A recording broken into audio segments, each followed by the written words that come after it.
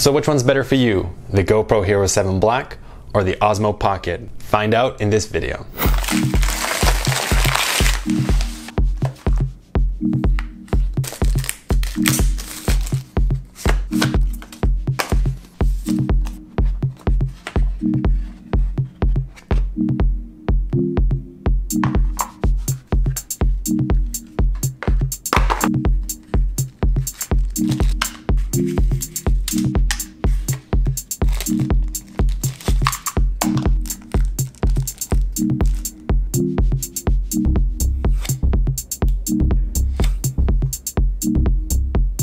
So is the Osmo Pocket the GoPro killer? Have all the paid influencers on YouTube overhyped this device? Well, let me share my thoughts with you. First off, due to the unique design of the Osmo Pocket, you kind of get two accessories out of the box. One is a grip due to its long, narrow body. It's easy to hold. And two is a tripod. You can just have it stand on a flat surface, and the 3-axis gimbal can track you and move you around.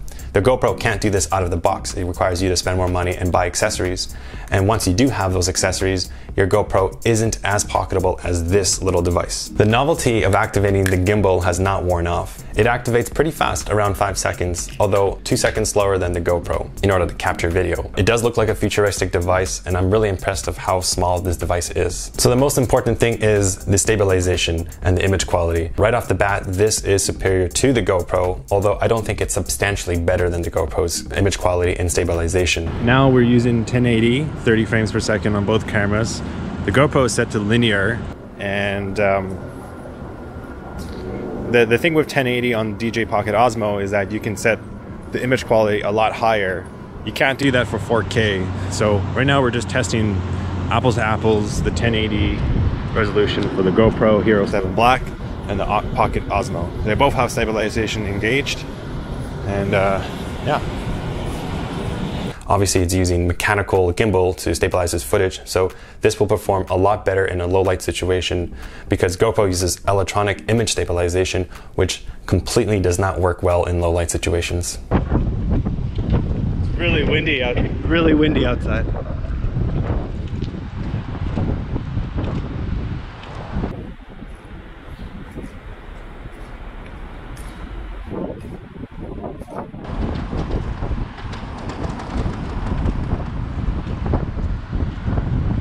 I like to avoid people when I'm filming outside. How's the quality? You can see the nice graffiti in the art. Now I really like the case. It's soft and definitely protects your camera, which you'll definitely need. And turning off the gimbal puts it in a neutral position, allowing you to put it in the case rather easy. So taking it in and out of the case feels really easy, so this is pretty good. So the Osmo Pocket naturally has more features than the GoPro, so it makes the software a little harder to learn. However, the menu system is still very intuitive and a little bit faster than GoPro's. Unlike GoPro's onboarding experience, I found that updating the firmware was a pleasant experience with no crashes. However, there's one little thing I don't like about the software interface, and that's using the hyperlapse or time-lapse mode. I find that it was very unintuitive and it didn't really explain it or make it very simple to use. Now, for one of the features I really wanted to like was the tracking feature. At first I was using it, I was double tapping the screen to lock the subject and it would track it, but sometimes if the subject moved really fast, such as I'm vlogging myself and I'm moving my head really fast, it would actually fail to track that subject. If you want to track yourself further away from the camera, there's an issue if you are alone. You need to double tap the screen to lock the subject, which you obviously can't do by yourself. Unlike the GoPro, you cannot wirelessly connect the Osmo Pocket to your phone for remote operation unless you buy their Wi-Fi accessory. This is very disappointing for solo filmers.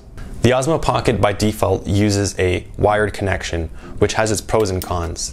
The good thing about it is that you can more reliably upload your footage to your smartphone and post it to social media. But on the negative side, as I mentioned previously, it makes it very difficult to film yourself since the LCD screen is so small. You'll need to pay an extra $60 to buy the Wi-Fi accessory, which adds to the total cost of this package. I also find having my Osmo Pocket connected to my smartphone kind of pointless. I might as well film with just my smartphone because it's always on me, it's more convenient, and the image quality and stabilization of smartphones is getting a lot better these days. Additionally, having the gimbal connected to my smartphone felt flimsy and cumbersome to handle, and worst of all, I have to remove my Samsung case off my phone in order to connect the device to the camera. Another stark difference between the GoPro Hero 7 Black and the Osmo Pocket is the field of view. The Osmo Pocket's field of view is a lot more tight than the GoPro's. GoPro is actually very wide. This makes getting the right composition or the selfie shot kind of difficult, and you have to be more deliberate. There's less room for error. Yeah, I find holding the Osmo Pocket a little hard because the grip, I mean the grip is cool because it's built with a grip, but I don't see a lot in the shot to really hold it out. So my arm hurts. GoPro, I'm having it pretty close to me, and I think I'm gonna get more in the shot. So I lost tracking of my face again. Now, if you want to get a wider shot, you'll need to buy their proprietary selfie stick, which is another added cost to this whole package. If you're looking for a more cinematic look and you don't want that fisheye look that's common in GoPro's footage, this might actually be a benefit for you. Now we're going in a low light place. Let's see how the low light is handled here.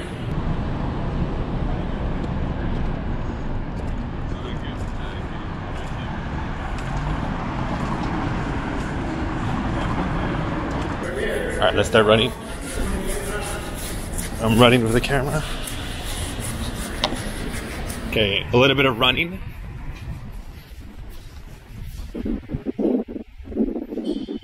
Unlike the Hero 7 Black, the Osmo Pocket is not waterproof. So if you want to take it on your next snorkeling trip, you'll have to buy yet another accessory, the waterproof case. It's disappointing I can't bring the Osmo Pocket out in the rain while my Panasonic G85 mirrorless camera is weather sealed. So far, stacking all these extra purchases on the Osmo Pocket has made it more expensive than the actual GoPro in order to gain feature parity. As for build quality, this feels really good in the hands, but it isn't as rugged as the GoPro. Due to the 3-axis mechanical gimbal, I'd be very hesitant to take this on rough conditions or extreme places. I just feel I need to be more careful operating this device, which in my opinion makes it less usable for me on trips. Now for audio quality, I'm a little disappointed. Cameras that aren't waterproof tend to have better sound quality and also feature a mic input jack. This has neither of that. I'm holding the camera arm's length and it's very uncomfortable, so you definitely want to invest in a selfie stick, which I hope they release soon for the Osmo Pocket, and that's another added cost. Okay, so I'm using FPV, which I think is better for vlogging. We'll see how this works out, and yeah, let me know if it works out for you. Okay, so now we're both 4K 30, and we're doing face tracking here. So I'm gonna try and extend the two cameras at the same distance. And right now, I'm right next to some really loud wind here, so I don't know. So right now we're testing the vlogging aspect. One little minor complaint is when I play back footage on the Osmo Pocket, there's no audio at all. Whereas on the GoPro, you can actually hear the audio. And my final complaint about the Osmo Pocket is the lack of interchangeable batteries. With the Hero 7 Black, you can buy some cheap third-party aftermarket batteries and swap them out when you're on your trip. With this Osmo Pocket, you'll need to buy yet another accessory, a charging case, which sounds cool, but adds more to that overall cost. In the end, I think I've answered my question. I'm sticking with the Hero 7 Black. The image quality and stabilization is comparable to the Osmo Pocket, with the added benefit of waterproof, a more rugged design, the ability to mount the device in many different places, and best of all, it's just a lot more simple to use. Don't get me wrong, the Osmo Pocket is a great camera if you're looking for something that is more cinematic and really care about stabilization. I just can't recommend it as a replacement for an action camera unless you're prepared to buy all the accessories. So what are your thoughts on the Osmo Pocket? Do you agree or disagree with me? Please leave your questions or comments down below. If you like this video, please give it a thumbs up. It really helps out the channel, and I'll see you in the next video.